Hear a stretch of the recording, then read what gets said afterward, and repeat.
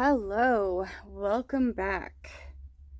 I did not expect to be back so soon, but Jehovah El Elyon is at work, and some really cool things have happened, and I just wanted to share it with you guys. Welcome back to another edition of my little green book. Ta-da! Where everything the living God has ever done in my life to prove He's real. And He never ceases to continue to amaze me. So this morning I woke up and I had my son on my mind. And I was thinking of his birthday in the scriptures and looking it up, and basically what the scriptures said was prophesy. Let me just go to what I read. It specifically says, "And you shall dwell in the land that I gave to your fathers, and you shall be my people, and I shall be your Elohim." And that's it in short, okay? I fall back to sleep after reading this. And the next time I woke from a dream that was incredibly troubling to me. So troubling that I woke up whimpering and very, very disturbed. So my dream went like this. I dreamt that I was with my son, and I wanted to just kind of give him a hug and say to him, want him to know he's loved. And when my hand grabbed his arm was emaciated, as if from starvation. You know how you see images of the children in the third world countries that are starving and their arms are this big around? And that's what my son's arm was like. And I said something to him, and I believe I asked him, why didn't you tell me if you were hungry? If you were so hungry, I would have fed you. And he says, "Oh, Mom, it's okay." Well, then I lift my hand a little higher on his arm, up above his bicep, and it's very, very thin and doesn't feel right. And I lift up his sleeve, and it's bone. The skin below had grown attached to the bone, but his arm above his bicep to his shoulder was absolute bone exposure. No skin, no muscle, nothing at all. And I was horrified. And I said his name to him.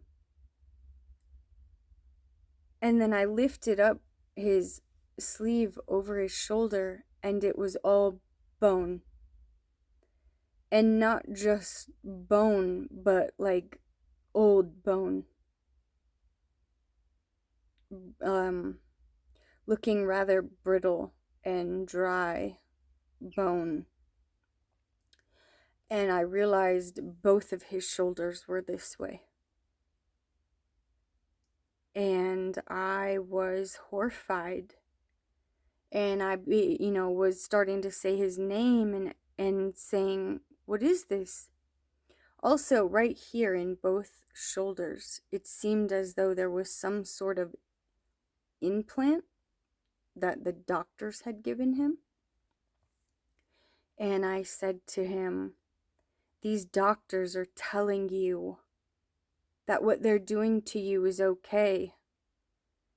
Well, actually, let me back up. Before that, when I'm saying his name and I'm just horrified, he begins to try and comfort me and say, "Mom, it's okay.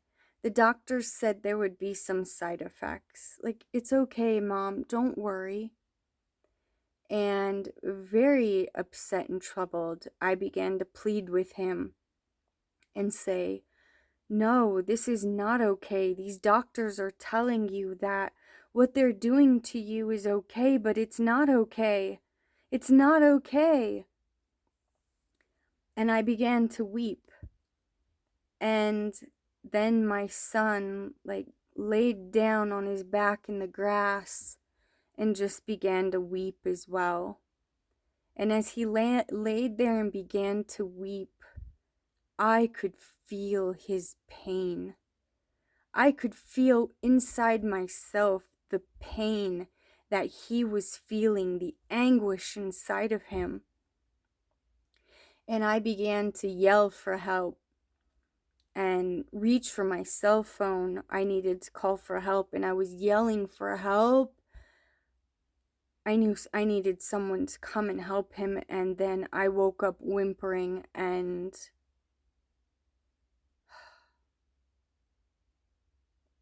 feeling very much in distress. So a little bit later in the morning, I'm realizing I'm really struggling with this dream, and I decide to share it with my family members. And my sister-in-law, the same one who had the experience I shared yesterday, responds back and says she too had a dream last night. And she had a dream last night about all of these young people who appeared to have broad shoulders, but that their shoulders were actually very emaciated. And she said they were zombie-like. And she wasn't sure what all of this meant, but the Almighty continued to repeat this word to her, asunder, and impress on her that there's more. And she didn't know if this meant more people beyond my son, which of course we know there are, or if there's more to be revealed. Moving forward on that. Then my brother pipes in and says he also had a dream last night about my son, and that we, the family, were praying for him. We were standing in a circle and we were joining hands in unity praying for him, and that we were all illuminated like a halo, and it was like my son was in the middle of us and we were around him praying, and we were glowing like a halo. Wow. Like I said yesterday, this spiritual warfare is real. The spiritual realm is real. We need to take hold of this. This is a real battle. And earlier I was thinking to myself, these principalities and powers are my battlefield, and the name of Yeshua is my battle cry.